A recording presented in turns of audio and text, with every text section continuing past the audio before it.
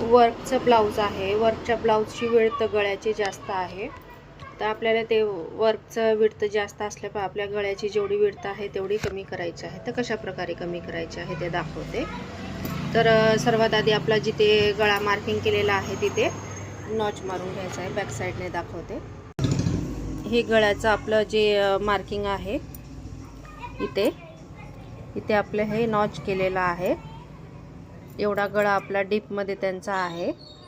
Work आहे, खालच्या साईडला डीप आहे पण वरच्या साईडला पण जास्त ब्रॉड आहे. एवढं ब्रॉड असलं तर आपल्याला हे लावायला येत नाही. तर ह्याला नॉचच्या याच्यामध्ये आपण कसं ॲडजस्ट करायचं ते दाखवते. तर हे बॅक साईडला मी खालच्या साईडने आधी फोल्ड केलेलं आहे ते दाखवते.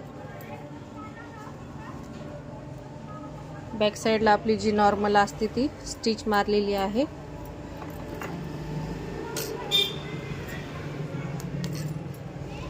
गळा आपला इथपर्यंत आहे त्यांचा पण डीपमध्ये ठीक आहे.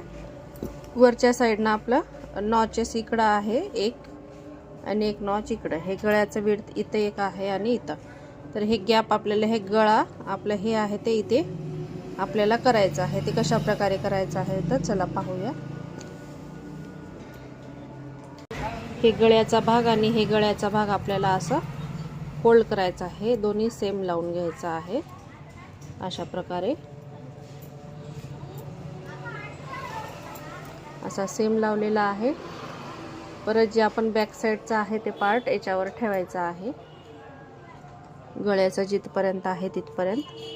त्यात आपल्याला गळा इथून स्टिच करायचा आहे. तर आपलं हे गॅप जास्त आहे, तर ह्या गॅपला आपल्याला इथून स्टिच करायचं आहे. इथून असं क्रॉसमध्ये कमी करून घ्यायचं आहे.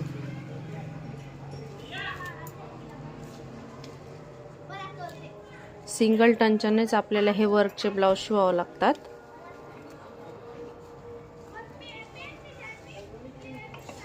हे ते ठेवायचंय.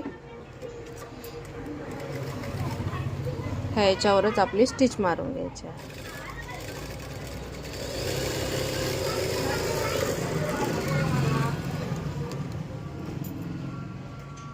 आता इथे बघा, इथे नॉच जिथे आहे आपले तिथं आलेला आहे. आता स्टिच करायचा आहे. सेट करून स्टिच करून घेऊ. अशा प्रकारे सेट करून घेतलेला आहे. आता ह्या नॉचपासून ह्या नॉचपर्यंत सिंगल टंचाने स्टिच मारून घ्यायचे आहे एकदम कडेने.